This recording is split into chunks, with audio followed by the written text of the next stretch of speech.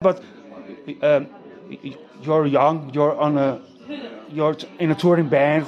You had a record label, a dream come true. And when you are in your 20s, you party. Yeah, totally, totally. Of course. But it worked out great because you learn from it too. Yeah. I think that's what life really is. Like when people use the word life, they should just say everything's learning. You learn as you get older. Yeah, you do every day. Yeah. But to still be doing thrash metal now is great, and I look at it from a different perspective. Yeah. And I'm really grateful for the fans. That's why after we play every night, I come out and we talk to the fans and hang out and sign whatever they want signed, and we talk about metal and music and life, and it's great. Yeah, that's very important, is it? Yeah. The fans are number one. They are. Yeah. So Hirax still exists, but you have a new band around you since last year. Yeah. Can you tell something about the current lineup of Hirax? It's a really good lineup. I mean, over the years I've had good lineups anyways, but this lineup is probably one of the best, especially because we get along really well, so touring's easier. Yeah, it's almost like being married, like we're in a band. So you have to get people that are able to go on the road for whatever. This one's like 3 weeks. We're doing 3 weeks through Europe. Mm-hmm. But you really have to have people that can get along in a mobile home or a bus and be able to help each other out. Because everybody in the band's great at that. We got guys that help out with everything. So you have to be a team. Yeah, it's totally a team thing. And I got Emilio Marquez on drums, great drummer. Got a great bass player named Jose Gonzalez, and a really good guitar player named Alan Chan. So they've been with me for a little while, and so far so good. I think what happens with lineups too is to be able to do this, it's just timing too. Sometimes things don't work out, so certain guys have to step in. Yeah. But for me, Hirax is my baby. It's something that I don't want to let people down. No. So I do whatever it takes to keep the band going and rolling. No matter what. Yeah, it's really important. Yeah. So that's the deal. Yeah. And are you also recording with this lineup some new stuff? Yeah. Well, the new record, which is kind of an interesting thing, it's like a beast. Well, we started out with a lineup, and then it changed because of also the touring aspect, and then working with producers. We had some really good producers on this record. It started out where it was Bill Matoya, who I've worked with for decades. I worked with him on the earliest Hirax records, the first album. Yeah. But as we got into the production and mixing it, he was taking way too long, and we really need this record to be out in time for more. We got a lot of stuff coming up. There's a lot more tours being booked and appearances. So what ended up happening is we ended up switching producers basically in the middle of mixing it, and we got this guy named Max Norman who did the first 2 Ozzy Osbourne albums. Oh yeah. He also did Loudness's Thunder in the East. He did Megadeth's Countdown to Extinction. He's got a great track record. Yeah. So we got him. He finished the record, and that's going to be out in 2 more months, and then more touring will happen. So, but I'm really happy with it. It's called Faster Than Death. Yes. It'll be out at the end of 2024, and then more touring will come after that. Yeah, and I also the front cover of the new album. Yeah. And it's you in a car, isn't it? Well, it's kind of I saw your eyes or something. It's a depiction of that. Yeah.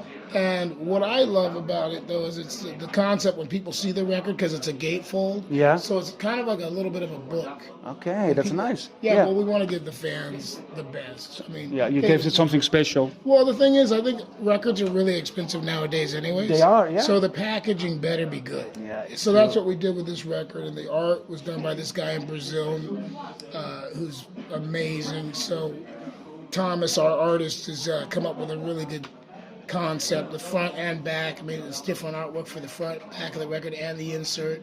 So I think the kids and the older audiences are going to love it, Yeah. And I'm really proud of the record because it was a lot of work. We put a lot of work into it. And I think it's been like 10 years since the last record. Yeah, is it? 10 fucking years. Yeah, it's a decade. It's a decade, yeah. But, sometimes that happens, and I think it happened for the right reasons, so I can't complain. I'm happy with it. But I think it's like the metal fans are still, I think, of all the music genres, they are still want to buy a record, so that's good. Metal especially metal fans. And they deserve quality because they're so loyal. Like with us, even with a 10-year break in between records, people are really waiting for this new record. They're really waiting, they are. And it's cool just to see the response, and what we did for this tour is we released an EP. And it's a 4-song EP. And it's basically the rough mixes of the album that Bill Matoya did. So it's a limited record. There's only 500 of them. 250 are yellow, 250 are red, and that's going to be it of those mixes. And I think it's a good little present for this tour. Yeah, yeah. And then after the tour, the full album will come out. And the full album, with yeah. the Max Norman mixes. So it's great. Like, we're still keeping it old school like we came up. Yeah. We haven't forgotten where we come from. I think that's what's great about even doing these club shows, is the kids know that we're still down with the underground. Yeah. Like, we still do the big festivals, that's part Of course, of it. yeah. But to do the clubs is still getting back to our original audience. Yeah. So we love it. You know, and like I said, with this new record coming out and the EP already being out, and we've already sold almost all of them that we had for this tour. So they'll be gone before the end of the tour. By the time we get to France, we'll be sold out of the record. Sold out, yeah. Well, that's good. It is. That's a matter of loyal and respect. Yeah, that's and good. it's also something yeah. that we feel proud that this music's still going strong. Like, it's really amazing, because a lot of people thought thrash metal wouldn't be around. No. 40 years later.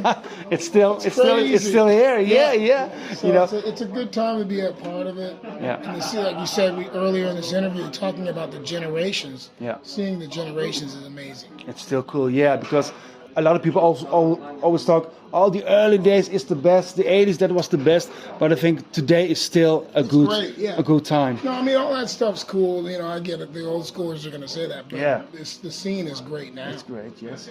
2024 is a great thrash metal scene. So. It is, yeah.